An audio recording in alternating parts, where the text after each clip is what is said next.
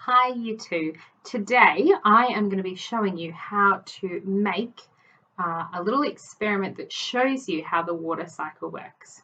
Now you should have just watched a video all about the water cycle, and with this experiment it will be able to show you on a much smaller scale exactly what that water cycle looks like.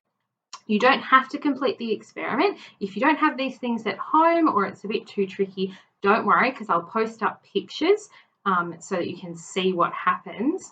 But if you would like to do this experiment at home, please feel free. To do this, you're going to need a clear container or jar. This could be glass or plastic, but if you are using glass like I am, please be very, very careful with it so that the glass doesn't break and you don't hurt yourself. And all of the containers need to have a lid, otherwise it's not going to work properly. You're also going to need some water, and you're going to need some seeds and some soil. You could also do this if you don't have the seeds and the soil, but you do have a little plant like this that's already growing in some kind of very small pot that can fit into your jar. You could also do that as well. It's up to you. So what we need to do first, once you've got all of this, is I'm going to open up my jar and I need to put my soil into the jar. So I'm going to very carefully do that, hopefully not making a mess. If you're doing this at home, you will probably be doing this outside so that you're not making a mess of it like I am in my house. And once your jar, I'm going to use a spoon to help me, another helpful handy thing. Once my jar is full of soil, I will show you the next step.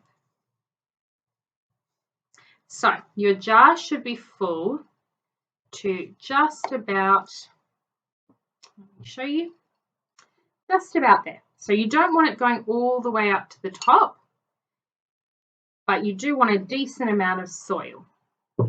Then the next step that you are going to take is you are going to use, if you can get your hand in, you can use that, or maybe even use the end of a spoon, and you can make a little hole for your seeds to go into. Now I've got some alfalfa seeds.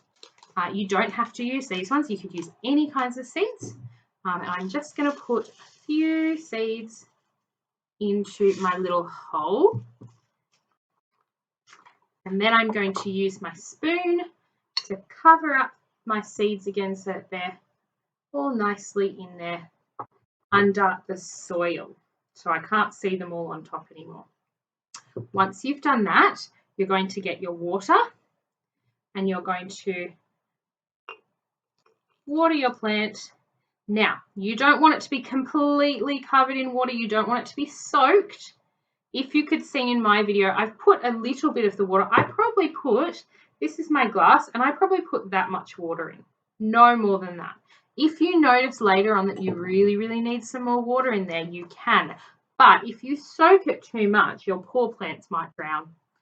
So after I have done all of those things, I am going to use my lid and I'm just loosely going to leave it on top. I'm not going to do up the jar or anything like that. I'm just going to leave it like this. Now, I'm going to post some pictures in a couple of days to show you what starts happening to my jar. By putting our plant in the jar and putting some water at the bottom, when the water down there is it starts evaporating, so I'm going to put my jar in a nice sunny place. When the water that's in the ground and is being soaked up by my little seeds, when it starts to evaporate because of the sun, just like it does in the water cycle, the water won't be able to get out of the jar. It's going to get stuck to the side and it's going to collect just like it would collect in the sky to create clouds. And when there's enough water up there, just like in the clouds, when there's enough water and it gets really, really heavy, they will start dripping back down onto my plant, giving it more water again. So this is my little mini water cycle. I will put it in a nice sunny spot in my house, and then I will keep taking a few photos so that I can show you what happens. I can't wait to see what kinds of things you can make at home, and I'm also very excited to see how our water cycle goes. Remember, if you're not able to do this experiment at home, that is totally fine, because you can see what happens through this. You might even want to have a chat to mum and dad about what you think you're going to see in my photos. Thanks, you two. Bye.